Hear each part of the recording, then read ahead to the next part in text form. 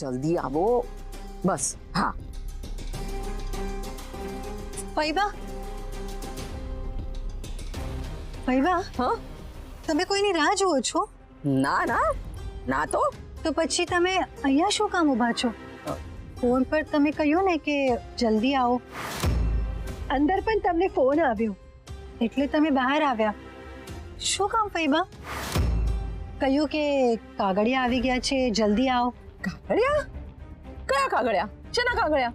ફૈબા, હું પણ એ જ પૂછું છું, કયા કાગળિયા? અચ્છા અચ્છા, એ તો મારી વીમાની પોલિસીના કાગળિયા. પોલિસીના કાગળિયા? ફૈબા, બધું ઓલરાઈટ છે ને? કઈ ટેન્શન તો નથી? હા બધું બધું બરાબર છે. મને છે નું ટેન્શન. તું અંદર જા ને. માધવ તારી રાહ જોતો હશે. મેં તમારા બંને માટે ચા પણ બનાવી છે. ફૈબા, અમે તો ચા પી લીધી છે. હે? તો જઈને માયાને મળી લે. ફૈબા, હું અહીંયા ઊભી રહું તો તમને કઈ પ્રોબ્લેમ છે? છે પ્રોબ્લેમ છે.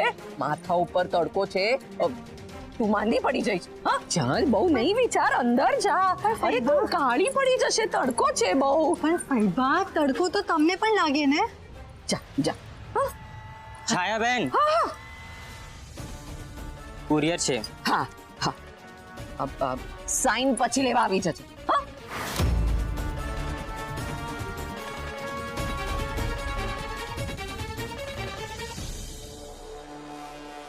ફૈબા, આ શેના કાગળિયા છે?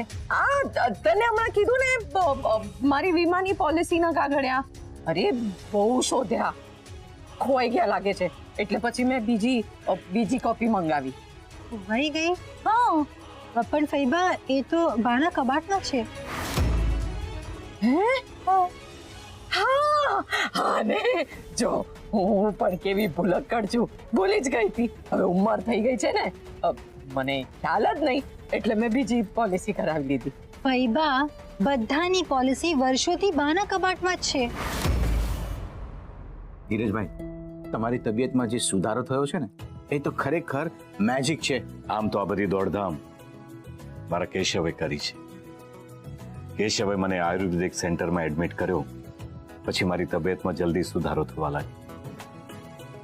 અંકલ, જો મને પહેલા ખબર હોત ને તો મારા લગ્નમાં તમને ચોક્કસ ઇન્વાઇટ કર્યા હોત. પપ્પા મારા ભાઈબંધના અને તું તારા લગ્નમાં ઇન્વાઇટ કરે?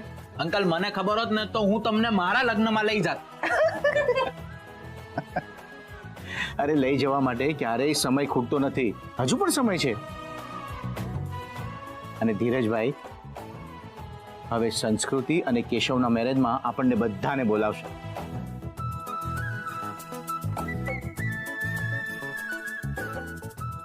અરે કાકા, હું તો કહું છું, આ ઐશ્વર્યા અને નીરવના લગ્ન પણ એ દિવસે ગોઠવી જ કાઢો. આ શું મારે બે વાર તૈયાર ના થવું પડે? ફૈબા, પ્લીઝ, ફૈબા, મારી વાત તો સાંભળો. ફૈબા, એક મિનિટ. આ ધીરજ હજી કેમ અહીંયા છે?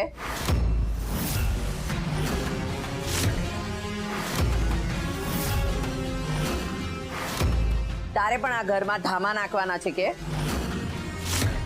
ફૈબા, તમે આ શું બોલો છો? ફૈબા, એ આપણા મહેમાન છે. એટલે જ કહું છું ગુરુ, આપણા ઘરને બધાએ ધર્મશાળા બનાવી લીધી છે. આવ્યા નથી કે પથારી પાથરીને ધામો નાખ્યો નથી, જવાનું નામ જ નથી લેતા. ફૈબા, ગગન મહેલના દરવાજા હંમેશા બધા માટે ખુલ્લા હોય છે.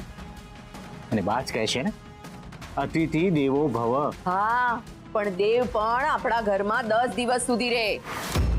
11મા દિવસે તો એ પણ વિદાય લઈ લે છે. ફૈબા, પ્લીઝ. હું તને પ્લીઝ કહું છું. હવે તું જ જો. પહેલા આ તારો કેશવ ઘરમાં ઘૂસી આવ્યો, એના પછી એ આ માયાને લઈને આવ્યો. માયા જરા થરીથામ થઈ, ત્યાં તો એ એની માં શકુંતલાબેનને ઘરે લઈ આવી. અને હવે આ બાકી રહી ગયેલો નીરવ 24 કલાકમાંથી 18 કલાક તો અહીંયા જ પડ્યો પાથરો રહે છે. અને હવે આ બંનેનો બાપ. ભાઈ બસ,